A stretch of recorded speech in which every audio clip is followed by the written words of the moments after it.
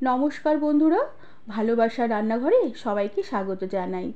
আজ আমি একদমই কম তেল মশলা দিয়ে অথচ দুর্দান্ত স্বাদের একটি খাসির মাংসের রেসিপি বানাবো। রেসিপিটি ভালো লাগলে একটি লাইক, শেয়ার আর সাবস্ক্রাইব করে দেবার অনুরোধ রইল। আমি এখানে 300 গ্রামের মতন খাসির মাংস বেশ ভালো করে ধুয়ে বেছে জল ঝরিয়ে নুন আর হলুদ আর সর্ষে তেল মাখিয়ে আধ ঘন্টার মতন ম্যারিনেশন করে রেখে দিয়েছি। তার সাথে এখানে আমি কিছু মশলা নিয়েছি। এখানে আছে এলাচ, দারচিনি, জায়ফল, জয়িত্রী আর কয়েকটা গোলমরিচের দানা। তার সাথে কিছুটা পেঁয়াজ কুচি আছে, আর ঝালের জন্য কাঁচা লঙ্কা আছে, আছে খানিকটা টমেটো কুচি, আর তার সাথে আছে সামান্য একটু আদা, কয়েকটা রসুনের কোয়া। আমি এরপরে কড়াতে সামান্য পরিমাণে একটু তেল দিয়ে দিলাম, আর তাতে গোটা যে মশলাগুলোকে দিয়ে দিলাম। মশলাগুলো তেলের মধ্যে সামান্য একটু ফুটে এলে আমি যে কেটে রাখা যে পেঁয়াজ, রসুন, আদার টুকরোগুলোকে দিয়ে দিলাম। এবার তেলের মধ্যে এই পেঁয়াজ আর রসুন আর আদার টুকরোগুলোকে কিছুক্ষণ নেড়ে চেড়ে নেব। আর কিছুক্ষণ নাড়াচাড়া হয়ে আসলে পরে আমি সামান্য একটু জল দিয়ে দিলাম, আর জল দিয়ে ঢাকা দিয়ে রেখে দিলাম। জল আমি সামান্য পরিমাণই দিয়েছি। আর কিছুক্ষণে ঢাকা দিয়ে রেখে দেওয়ার পরে জলটা শুকিয়ে এলে ঢাকনা খুলে নিয়ে এই মশলাগুলোকে বেশ ভালো করে একটু নেড়ে চেড়ে নেব। কিছুক্ষণ নেড়ে চেড়ে নেবার পরে মশলাগুলোকে কড়া থেকে উঠিয়ে আমি রেখে দেবো। আর এরপরে ঠান্ডা হয়ে আসলে শিলপাটায় বেশ মিহি করে বেটে নেব। এরপর আমি কড়াতে আবারও সামান্য পরিমাণে সর্ষের তেল দিয়ে দিলাম। আর তেল বেশ গরম হয়ে আসলে মাংসতে আমি কয়েকটা আলু দেব। এর জন্য কয়েক টুকরো আলু তেলে দিয়ে কিছুক্ষণ নেড়ে চেড়ে হালকা করে ভেজে নেব। আলু ভাজার ভালো একটু কালার হওয়ার জন্য আমি আলুতে সামান্য একটু নুনের ছিটে দিয়ে দিলাম, আর সামান্য একটু হলুদ গুঁড়ো দিয়ে দিলাম। এবার আলুগুলোকে কিছুক্ষণ নেড়ে চেড়ে হালকা সোনালি করে ভেজে নেব। আর ভাজা হয়ে আসলে আমি কড়া থেকে উঠিয়ে রেখে দিলাম। এরপর কড়ার এই সামান্য তেলেই আমি তেজপাতা ছিঁড়ে ফোড়ন দিলাম। আর এরপরে আমি খানিকটা পেঁয়াজ কুচি তেলে দিয়ে দিলাম। এবার পেঁয়াজ কুচি কিছুক্ষণ নেড়ে চেড়ে আমি হালকা নরম করে একটু ভেজে নেব। আর পেঁয়াজ কুচিগুলো হালকা একটু নরম হয়ে আসলে আমি ধনের গুঁড়ো, কাশ্মীরি লঙ্কার গুঁড়ো আর লাল লঙ্কার গুঁড়ো জলে ভিজিয়ে রেখেছিলাম, সে জলে ভেজানো মশলা দিয়ে দিলাম। সাথে মশলার বাটি ধোয়া সামান্য একটু জল দিয়ে দিলাম।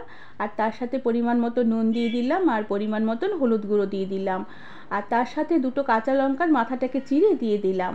এবার এই মশলাগুলোকে পেঁয়াজের সাথে বেশ ভালো করে নেড়ে চেড়ে একটু কষিয়ে নেব। আর এই মশলাগুলো কষানো হয়ে আসলে আমি যে গোটা মশলার সাথে পেঁয়াজ রসুন ভেজে বেটে রেখেছিলাম সে বাটা মশলাটাকে দিয়ে দিলাম। এবার এই সব কিছু মশলাগুলোকে বেশ ভালো করে নেড়ে চেড়ে আমি একটু কষিয়ে নেব।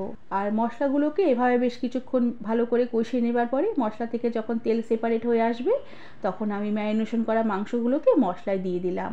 আর মাংসগুলোকে এবার মশলার সাথে বেশ ভালো করে নেড়ে চেড়ে একটু মিশিয়ে নেব। এরপর আমি গ্যাসের আঁচ কমিয়ে দেব, আর ঢাকা দিয়ে রেখে কিছুক্ষণ কম আঁচে আমি মাংস রান্না হতে দেব। এভাবে কিছুক্ষণ মাংস ঢাকা দিয়ে রান্না করলে মাংসের যে জলটুকু আছে সে জল বেরিয়ে আসবে, আর মাংসটা বেশ তাড়াতাড়ি মজে আসবে, আর মাংসের ভেতরে মশলার ফ্লেভারগুলো ঢুকবে, আর খেতেও বেশ ভালো লাগবে। আর এভাবে কিছুক্ষণ রান্না করে নেবার পরে মাংস থেকে বেশ অনেকটাই জল বেরিয়েছে। এবার আমি গ্যাসের আঁচ কমানোই থাকবে, আর ঢাকা দিয়ে রেখে আমি এই জলটুকু শুকিয়ে নেব। আর বারবার করে ঢাকনা খুলে একটু নেড়ে চেড়ে নেব যতক্ষণ না মাংসের মশলা থেকে তেল সেপারেট হয়ে আসে। আর এভাবে কিছুক্ষণ মাংস কষিয়ে নেবার পরে আমি ভেজে রাখা আলু টুকরোগুলোকে দিয়ে দিলাম। আর আলু দিয়ে আবারও কিছুক্ষণ ভালো করে নেড়ে চেড়ে মাংসের সাথে একটু কষিয়ে নেব। এরপর আমি মাংসগুলো বেশ তাড়াতাড়ি সুসিদ্ধ করে নেবার জন্য কড়া থেকে একটি প্রেসার কুকারে মাংসগুলোকে তুলে নিলাম। এতে মাংসগুলো বেশ তাড়াতাড়ি করে সেদ্ধ হয়ে যাবে। তবে তোমরা যারা কড়াতে মাংস রান্না পছন্দ করো তারা কড়াতে রান্না করে নিতে পারো। সেখানে মাংস 35 থেকে 40 মিনিটের মতন কম আছে মাংসগুলোকে সেদ্ধ করে নিতে হবে। এবার আমি মাংসগুলোকে সব দিয়ে আমি তাতে সামান্য একটু জল দিলাম, কারণ আমি কম ঝোল রাখবো মাংসতে। আর জল দিয়ে আমি ঢাকনা লাগিয়ে দিয়ে দুটো প্রেসার কুকারে সিটি দিয়ে নেব। আর দুটো সিটি আসার পরে কুকার একদম ঠান্ডা করে নেবার পরে কুকারের ঢাকনা খুলে কুকারের থেকে মাংসগুলোকে কড়াতে ঢেলে দিলাম। আর কড়াতে দিয়ে হাই ফ্লেমে কিছুক্ষণ মাংস ফুটিয়ে নেবার পরে আমি একটি এলাচ শিলেপাটায় বেটে রেখেছিলাম সেই এলাচ বাটা উপর থেকে দিয়ে দিলাম। আর এলাচ বাটা মাংসে দেওয়ার পরে আমি বেশ ভালো করে নেড়ে চেড়ে এবার মিশিয়ে নিলাম। আর এরপর আমি গ্যাসের আঁচ বন্ধ করে দেবো, আর ঢাকা দিয়ে রেখে আরও কিছুক্ষণ স্ট্যান্ডিং টাইমে মাংসটা রেখে দেওয়ার পরে সার্ভ করব। বন্ধুরা, এই কম তেল মশলা দিয়ে খাসির মাংসের রেসিপিটি তোমাদের কেমন লাগলো আমাকে তোমরা কমেন্ট করে জানাবে। আজ তাহলে আসি, পরে আবার একটি নতুন রেসিপি নিয়ে দেখা হবে। ধন্যবাদ বন্ধুরা।